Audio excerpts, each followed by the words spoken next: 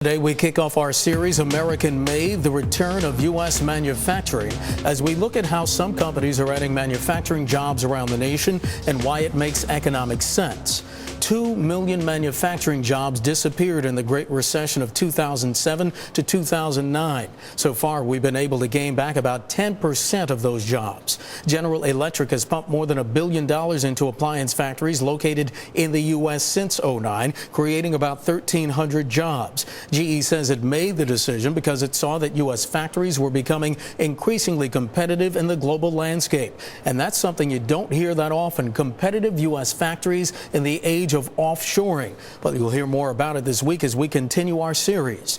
Joining me now to discuss the new competitive position that the U.S. factories are enjoying is the CEO of GE Appliances and Lighting, James P. Campbell. GE Appliances and Lighting is an $8 billion global business with 27,000 employees. Mr. Campbell joins us from Louisville, Kentucky. Sir, welcome to Bloomberg's Bottom Line. Thanks for joining us today. Thank you, and thanks for having me. Talk to me about how the United States is once again putting its stamp on the world in global competitiveness. Well, we can be competitive, and it really is a misnomer that the U.S. plants can't be globally competitive.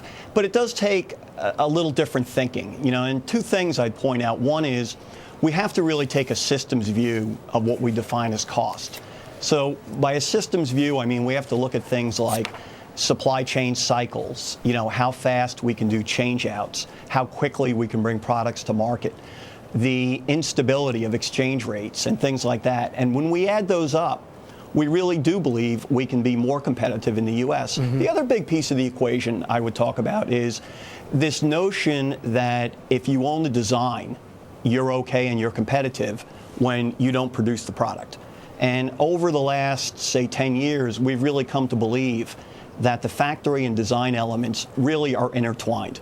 And to be competitive, you have to own both. Mr. Campbell, you just spoke of the instability of exchange rates. What's the effect of a weaker U.S. dollar on your business? Well, generally that would help us in terms of exports, but in terms of what we bring into the country, it presents us with cost problems.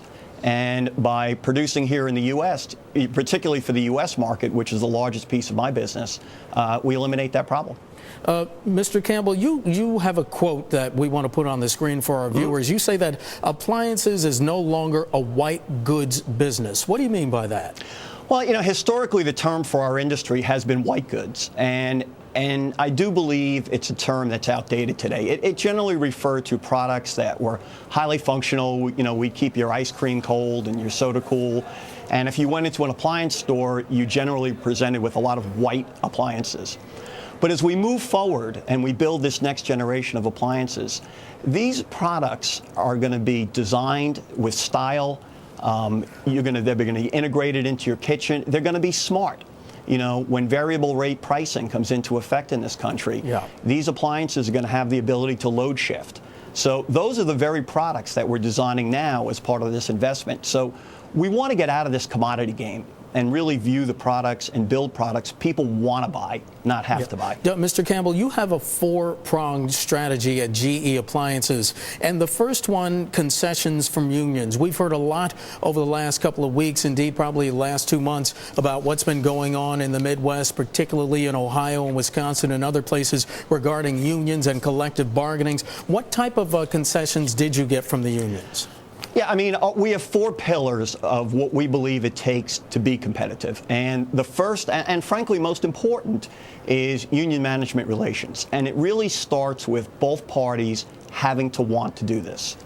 And when the unions and us got together, we were at a point where we were moving products out of these factories. And we came together, and the most important thing that we agreed upon was what we call a competitive wage. And new workers that were hired for these programs would come in at a lower wage rate than the existing workers. And that made a huge difference for us. We mentioned at the top the investment, $1 billion, and creating 1,300 jobs. How did you do that in these economic times? Well, when we looked at the business, we realized when we fast frame out 3 to 5 years, it's a different world. We need appliances that are smarter. Global competition has gotten tougher. In the last 5 to 10 years, we've got new competitors. and they're tough competitors. And we knew that if we were going to play the game the same old way, we weren't going to be in the game.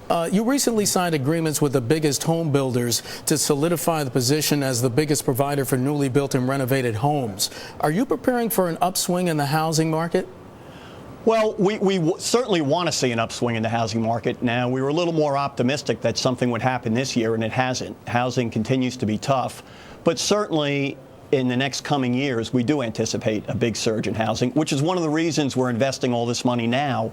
When that happens, we'll be positioned very well to take advantage of that. Mr. Campbell, you have a new lighting CEO, Mary Sylvester, and as you know, there's been a movement in Congress, at least right now, to restore the incandescent, and this is coming as GE shuts down its last incandescent factory. Do you see that returning?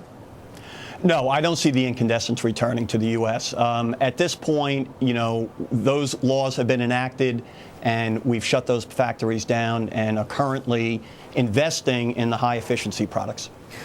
GE's appliance efforts, do you think that they're going to be a model for other companies going forward?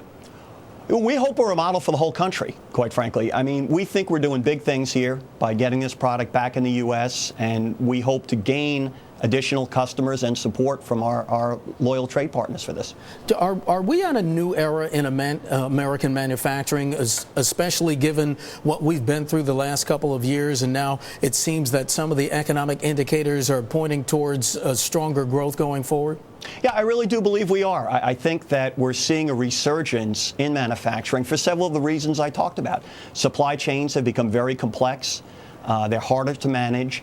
Getting your product localized in the country that you sell to is a big advantage. If you can strike the right kind of agreements with your workers, that's a big help, which we seem to be able to do. So there's no reason not to do it today. Mr. Campbell, I was struck by something by reading some of the research, and I was hoping you can explain it, at least to me and to some of our viewers. What's co-location?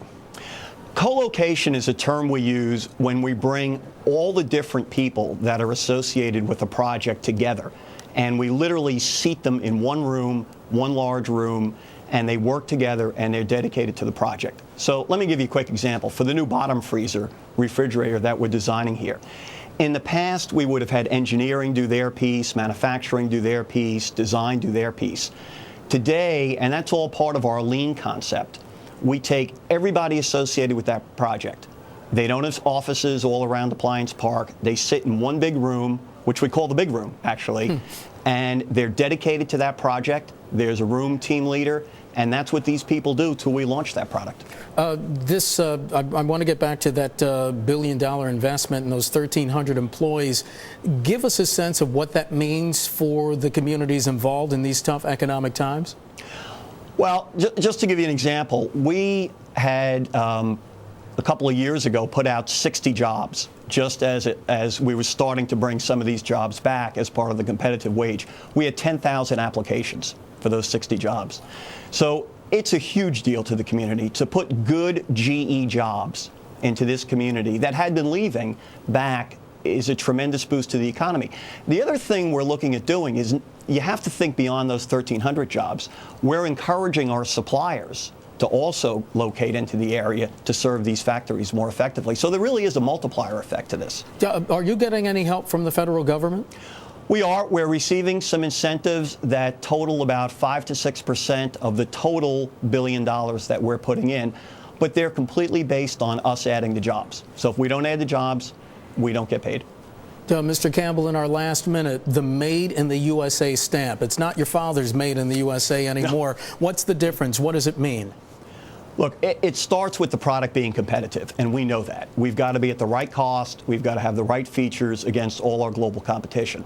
We know we'll get there, and we think that's an added bonus. When a customer can walk up, buy our product, know it's made right here in the United States, we believe that's a big deal, and with the focus on bringing jobs back to the U.S., it's got to be a winner for us.